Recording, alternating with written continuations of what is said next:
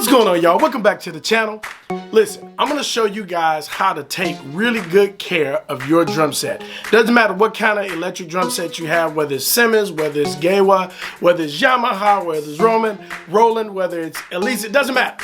I'm going to show you some good tips on how to take care of your drum set. Right here, right now, on this channel. It's about to go down. So, you ready? Here we go.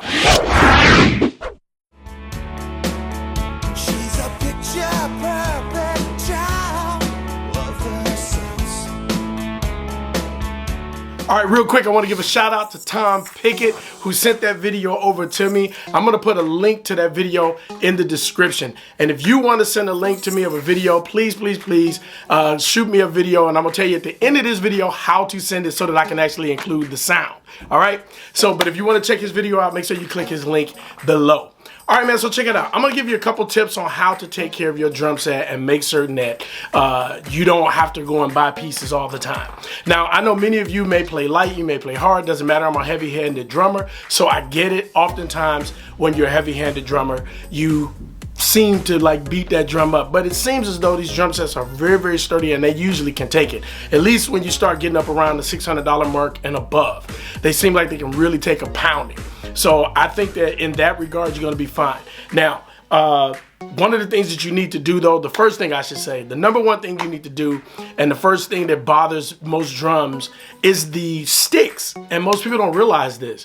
When you're a drummer, you're beating your drums, you might not pay attention to what your sticks look like, but if your stick starts to fray from playing, or if your stick somehow gets the tips, especially if you're using wood or even plastic tips, they get a little frayed, that'll start to pull on the mesh heads of your drum, and that'll start to rip them apart. So I'm gonna tell you right now, if you haven't already, keep your eye on the sticks that you're using. Make certain that they're not getting frayed and dented. And it can happen just because you dropped a stick or stepped on the stick, you know, some kind of way, or did something and it hit cement or hit something and it, you know, the side of the drum and it frays it. Be careful that the tips of those sticks do not fray to the point that they start ripping at your heads. That's the first thing you need to watch out for. Another thing you need to watch out for is if you are a drummer that travels. Now, unplugging and moving equipment can be bad for any equipment. I learned that real quick here in the studio. Moving your equipment can be very bad for your equipment. So when you're moving your drum set, you need to know exactly the best ways to move it. One of the things that you need to be careful of is the wiring that goes to your electric set.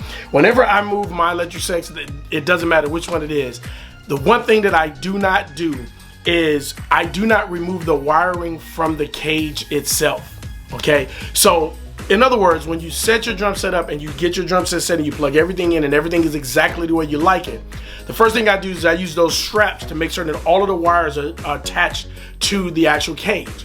Now, when I get ready to move the cage, I do not remove those wires. Not even the one that's plugged into the module. I do not disconnect it from the cage. I disconnect it from the module, but not from the cage. The reason is when I get ready to set back up, I'm not running wires, going to save you some time, but also you're also not just redoing those wires over and over again.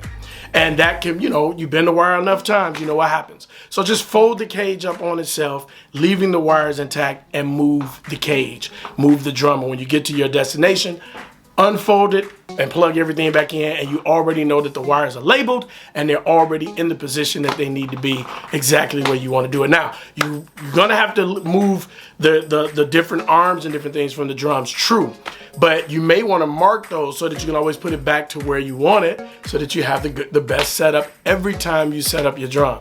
Guys didn't think about that. Put a little mark, some type of marker or something, piece of tape, something that reminds you of where that tom head is supposed to sit, so that you can put it together the exact same way every single time.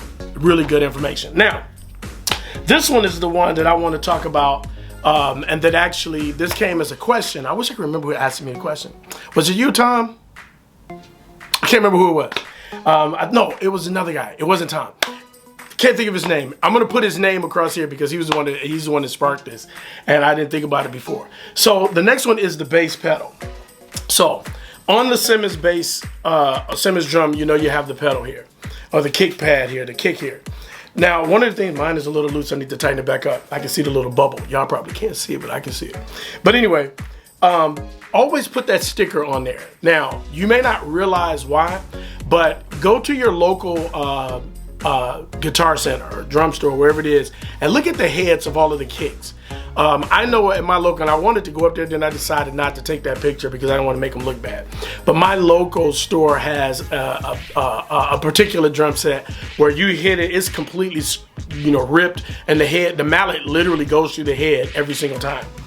You don't want that to happen to yours, so make sure you put that on there. That's going to help prevent that to some degree. But let's say you didn't do it and you've already started off the wrong way. Make certain that you pay attention to, I'm reaching over here, the type of mallet that you have, and I'm gonna pull my other mallet. So here's just two of my beaters that I have. You see, one is wood and one is plastic. Now you may use the felt, and I have no problem with felt, except for I don't like the way it feels. It feels kind of mushy.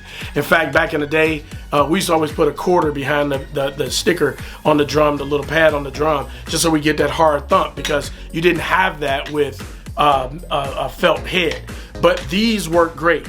Now I'm gonna advise using a plastic mallet on the electric drum. The reason I'm gonna advise that is because it's smooth, it's gonna remain smooth, and it's likely not going to damage the head. I still say put the little sticker on there, but this is gonna help with keeping that head from fraying as much. Now I showed you my wood mallet because some of you guys don't have the Simmons bass. I got that with my Simmons SD600, and it came with the kick pedal. But let's say you have your own kick pedal. This is my Mapex, and I have this wooden beater. This beater is starting, I've had it for years, it's starting to get a little rough. So as a result, I would not use it on the kit. So what I'm telling you is, use something that's going to be, that's going to cause the kit to last longer. Think about it. Think about what you're doing. You're dealing with a mesh head. It's not a plastic head.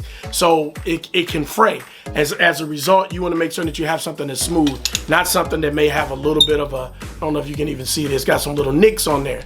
That could start to rip your head. So I just want to give you guys a couple ways of keeping your drum set intact, keeping it nice, and making it last a good little while for you, so that you're not going down and say, oh, this is a cheap drum set. Oh, well, you could be damaging it just in the way you're playing it, or just in the way you're handling it with moving, or your sticks. If you're using plastic tip sticks, just make sure they're not ripped, because again, they'll start to dig into that mesh head. It's a nylon, it's a mesh head, it's fabric, it's not plastic.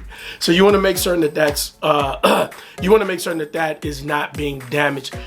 You know, you're playing, do your thing, you're not doing something to damage it, because you're not just thinking about these little bitty things.